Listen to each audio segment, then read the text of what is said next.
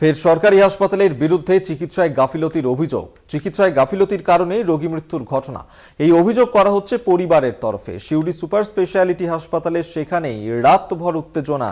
এই পরিস্থিতি সামাল দিতে ঘটনাস্থলে গিয়ে পৌঁছায় পুলিশ। সেখানেই পরিবারের তরফ থেকে অভিযোগ করা হচ্ছে যে চিকিৎসায় গাফিলতি ছিল, যার কারণেই রোগী মৃত্যুর ঘটনা ঘটেছে এবং সেই কারণেই রোগীর পরিবার তারা বিক্ষোভ দেখাতে থাকে সেখানে, এবং চিকিৎসায় গাফিলতির কারণেই রোগী মৃত্যুর ঘটনাকে কেন্দ্র করেই উত্তেজনা ছড়ায় সিউড়ি সুপার স্পেশালিটি হাসপাতালে।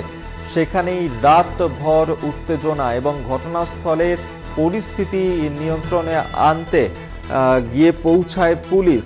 রাতভর সেখানে উত্তেজনা ছড়ায় রোগী মৃত্যুর ঘটনাকে কেন্দ্র করে। সিউড়ি সুপার স্পেশালিটি হাসপাতালেই চিকিৎসায় গাফিলতির কারণে রোগী মৃত্যুর অভিযোগ পরিবারের। রাতভর উত্তেজনা ছড়ায় সেখানে পরিবারের লোকেরা, তারা এই ঘটনার বিক্ষোভ দেখাতে থাকেন। পরিস্থিতি নিয়ন্ত্রণে আনতে হাসপাতালে গিয়ে পৌঁছায় পুলিশ।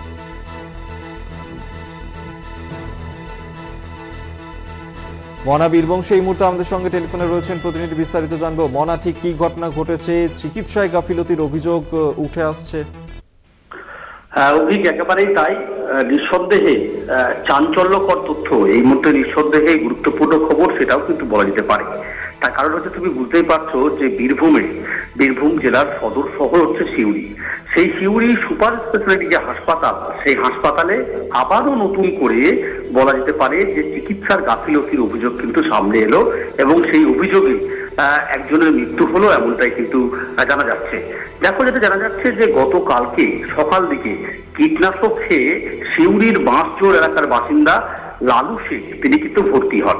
সারা দিনভর হাসপাতালেই তিনি ছিলেন। বিকাল দিকে নাকি তিনি মারা যান, এবং সারা দিন যখন তিনি ভর্তি হন তারপর থেকে নাকি চিকিৎসা কিন্তু করেনি, এমনটাই কিন্তু অভিযোগ। বৃহত্তর যারা পরিবার তারা যেটা বলছেন, বারবার করে আমরা দৃষ্টি আকর্ষণ করেছি স্বাস্থ্যকর্মীদের, নার্স, চিকিৎসকদের, কিন্তু তারা মোবাইলে মুঠোফোনে তারা গেম খেলতে ব্যস্ত ছিল। যখনই জোর করে বলতে গেছি তখন পাল্টা অশ্রাব্য ভাষায় অভিযোগ করা হচ্ছে পরিবারের তরফে। আপাতত ধন্যবাদ তোমায়। মনা বীরবংশী আমাদের সঙ্গে টেলিফোনে ছিলেন প্রতিনিধি। চিকিৎসায় গাফিলতির অভিযোগ উঠছে, এক্ষেত্রে রোগীর পরিবার তারা কি অভিযোগ করছে শোনাবো আপনাদের।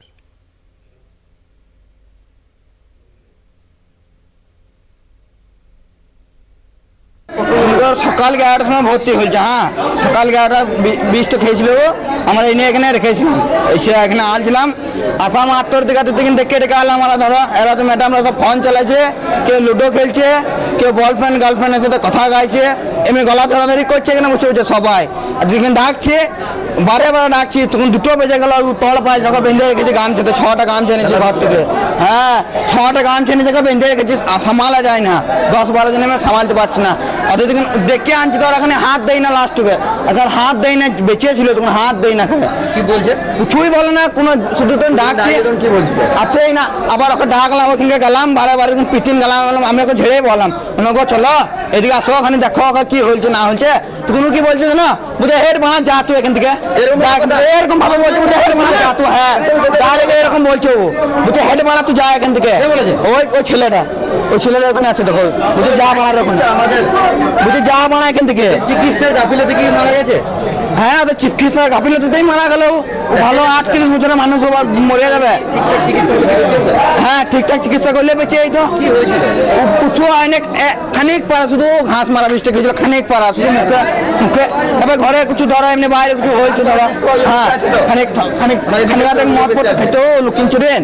এবার ধরো মদ খেয়েছে, নেশাতে ধরো মুখে এখানে গুলি নিয়েছে কিংবা খেয়েছে। আমার সঙ্গে গেছি, ধরো ভিডিও কলিং করেছিল নেশাতে, এবার সঙ্গে গেছি ধরো আমরা।